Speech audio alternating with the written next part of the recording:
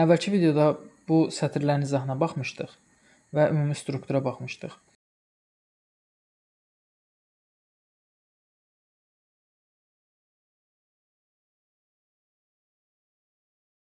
Kodları daha rahat necə yaza bilərik, ona baxaq.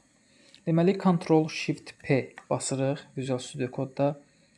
Snippet, Configure Snippet. Əgər sizdə çıxmırsa, buraya yaza bilərsiniz. Burada Snippet yazanda Configure Snippet çıxır. Burada bizə lazım olan nədir? Bizə hazırda TypeScript lazımdır. TypeScript.json. Nəyə görə bu lazım? Biz hazırda çünki TypeScript ilə işləyirik. Kliklədik. Burada bizə nümunə verib. Bu artıq mən özümdən yazdıqlarımdır. Bunlar nümunədir. Bunu əslində silə də bilərik. Bu bizə lazım deyil. Sadəcə nümunə kimidir deyə burada saxlamışam. Bir dənə fiquru mötərizə açılır. Ondan sonra bütün kodlar bunun içərisində yazılır. Məsələn, screenshot of page. Bunu yazdım. Bir dənə ad verirəm. Qoşa nöqtə. Bir dənə fiquru mötərizə açıram. Sonra aşağıdan yazıram. Prefix yazıram. Prefix nədir? Məsələn, mən kodda nə yazanda bu çıxsın? Məsəl üçün, SS yazanda gördüyünüz kimi çıxdı. Prefix budur. Tab basan kimi ya klikləyən kimi də kodu bura yapışdırır. Məsələ indi budur. Bura prefix yazırıq. SS, məsəl üçün yazdım dırnaq arasında. Sonra body. Kodun hansı kod yapışdırılacaq, oraya ümumiyyətlə hansı sətirlər yapışdırılacaq odur. Await page dırnaq arasında yazmışam. Kodumuzu dırnaq arasında yazırıq. Sonra virgül aşağı sətirdə. Burada $2 yazdığım lazımsız idi. İndi onu deyərəm nədir. Məsələn, burada kvadrat mötərizə arasında bunu yazdım. Biraz yaxınlaşdırım bunu. Kvadrat mötərizə arasında kodumu yazdım. Mötərizəni bağladım. Virgül. Description nədir? Description take picture of page. Fiquru mötərizəni bağladım. Virgül. Keçdim indi ikinciyə. Bunu müəllimim öyrətmişdi. Ona görə adını belə qoymuşam. 4-lük Bay Nəsib müəllim. Adını yazdım. Qoşa nöqtə, fiquru mötərizə arasına yenə prefix for yazmışam. Bu 4 dənə sətri burada yazmışam bir-bir hamısını. Bu $0 nədir? Kursorun dayandığı yerdir. 0, 1, 2, 3, 4 nə qədər sıralayırsınızsa, kursor həmən yerlərdə dayanır. Deməli, kodlarımı burada yazmışam. Bir də burada şərh yazmışam. Şərh nədir? Şərh də elə həmən formada ora düşür. Amma bunu indi silim. Mən bunu özüm üçün yazmışdım o vaxtı. Silməsəm bu formada olacaq. Məsəl üçün for yazıram. Şərh görsüz avtomatik onunla bir yerdə gəldi. Amma mən indi burada bunu silsəm, for yazsam, gördünüz gəlmədi. Artıq onu sildim. Bir də desəz ki, save eləmədin, niyə bu rahat işlədi? Çünki autosave məndə açıqdır. Nəsə dəyişiklik eləyən kimi avtomatik save olunur. Всё. Bu qədər bəs. Sonra keçdik description yenə də. Sonra bu da o son 3 sətirdir. Bunların hər birini açıqlama hissəsinə qoyaram, götürüb yapışdırarsınız, daha rahat işlədərsiniz. Bir də ki, burada məsələn mən for trio yazmışam. Sizə necə rahatsa adını dəyişib o formada yaza bilərsiniz. Bunun fərqi yoxdur. Prefiksi necə istəyirsiniz elə də dəyişə bilərsiniz. Sonra məsələn kodun səliqəli olması üçün demişəm ki, mən trionu yazanda burada yuxarıda bir dənə boşluq burax. Məsəl üçün indi belə eləyək. Keçdim alt sətrə, alt sətirdəyim. Normalda yazanda buradan yazacaq. Amma mən məsələn trionu yazanda gördünüz bir dənə arada boşluq buraxdı. Onu özüm burada qoymuşam. Bir dənə yəni boşluq burax, ondan sonra yaz. Sonra Playwright çox tez işləyir, ona görə pauza əlavə edirik.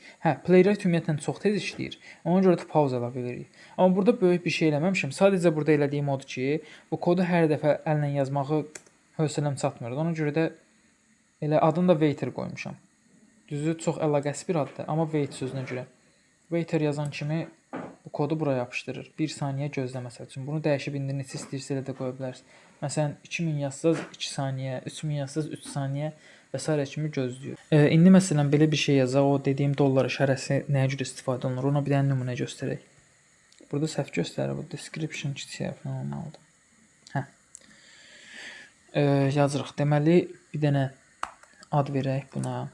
Nə olsun? Console log olsun da elə. Console log. Fiquru mötərizəmizi açdıq. Buraya yazırıq prefiximizi. Prefiximiz olsun, nə olsun? Prefiximiz olsun cılıcı. Qısadır belə. Keçdik. Body hissəsi. Body hissəsində nə yazırıq? fiqur kvadrat mötərizəmizi açdıq. İndi bunun daxilinə console.log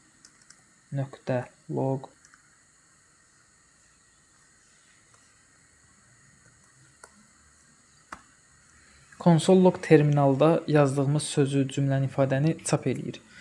Məsələn, mən bura nə yazım? Bura yazım, tutaq ki da, salam. Keçdik. Description. Description-da olsun, konsol yazaq. Hələ ki, belə bəs eləyir bizə. İndi bunu istifadə edək. Burada problem var nəsə. Problem nədədir? Burada məncə vergül işarəsi opsiyondaymış.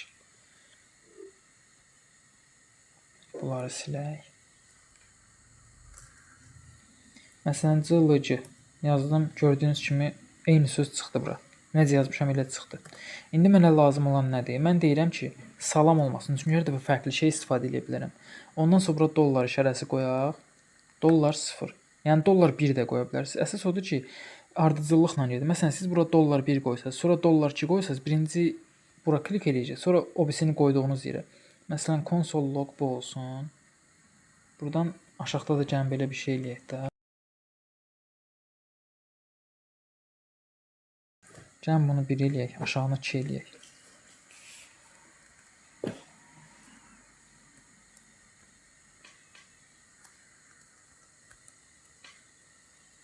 Deməli, birinci görürsünüz, kursor burada gözləyir. Buraya yazaq məsələn salam. Tab basıram, tab basanda artıq ikinciyə keçir. Burada yazaq tutaq ki 2 saniyə. Məsələn yenə yoxlayaq. Cılıcı.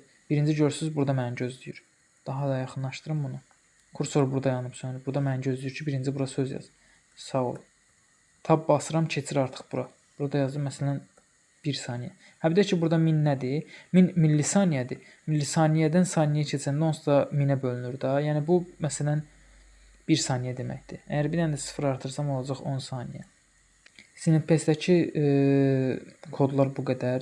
Yəni istəsəz öz kodlarınızı yaza bilərsiniz. Açıqlama bölməsində demək olar hamısı